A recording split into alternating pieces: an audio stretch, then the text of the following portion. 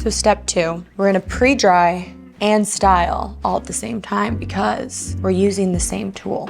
Today, we're gonna use the Dyson Supersonic. I'm gonna start with the nozzle off because I want a lot of airflow and to just get majority of the moisture out of my hair. I do have all of these products linked below for you if you wanna check them out. Okay, so I'm gonna take my Denman right away and I'm just gonna brush this hair over to the side. I like to hold my brush in my left hand and my dryer in my right hand. Some people might be the opposite, and so you might wanna start on your right side. Just feel it out, whatever works for you. I don't know if this is normal or not, I'm right-handed. So I start on the left side just because it's gonna be easiest for me to move from here over here. Again, with the tension situation, we're gonna start at the hairline for the pre-dry. We're going to go in and actually kind of brush everything forward a little bit and smooth the hair, but we're gonna go in with the bristles towards my scalp, and I'm actually going to kind of scoop the hair in here so you can see that it's real tight in the bristles there, and then I'm gonna pull down and forward, and you can see how, like I said earlier, it's getting a lot of tension on the hair, but it's also detangling and not getting stuck in the hair, which is just amazing and fun. So we're gonna work from the right all the way to the left, and then go in and start working back to our crown and do the rest of our roots. It's like we're moving up and around the head right here, and I'm using the brush to kind of section and get the hair out of the way that I've already gotten a bit dry, and then moving forward with the brush, combing down and forward, and then using this to get my next section, right?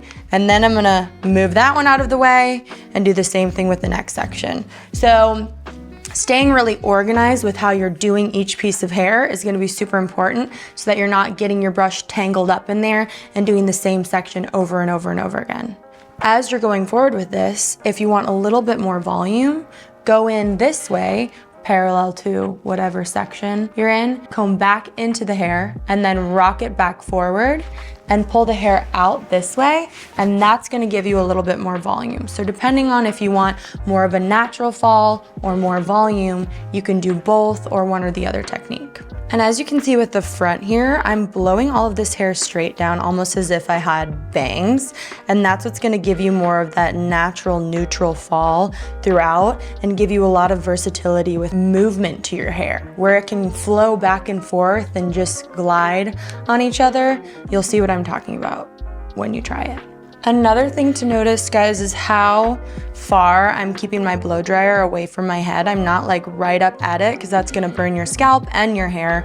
So keep it a little bit further. And as I'm working through the hair, I don't have the air right on the brush where I'm burning the brush and my hair. I'm keeping it further away. I'm actually using the brush to pull on the hair and then keeping the air more up at the roots and moving the air so that I'm not sitting and frying an area of my scalp or an area of my hair. So move a little bit around. This is gonna take time to get good at, but these are just little things that as you notice you're doing it different is gonna make a big difference in your blow dry and a big difference in the health of your hair. I've been focusing on the roots this entire time, and you can see the ends start to get a bit dry already because my hair started towel dry before we put the product in. So now I'm gonna focus on the roots, get the rest of my head dry, lifting and combing from side to side, and then we're gonna go in and start focusing on smoothing the ends. With the underneath, once I've kind of lifted that up and gotten it a bit dry, I can come over under here and actually see the bottom hairs and how smooth they're getting. If you need to get this area with a bit more tension,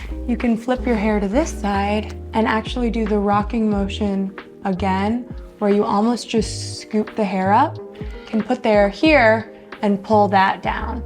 The more coarse or curly your hair is, the more tension you're gonna need.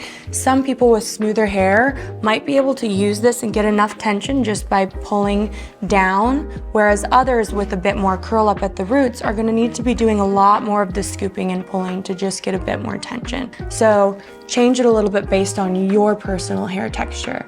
As I'm moving back and forth at the roots of my hair, I'm kind of going in different directions because all of our hair grows different ways, up, down, side to side. So the more different directions that you can dry the hair, the more neutral it's gonna lay and the more even volume and movement you're gonna have throughout your hair. So the more directions you can dry it, the better. Just kind of get crazy with it while being organized.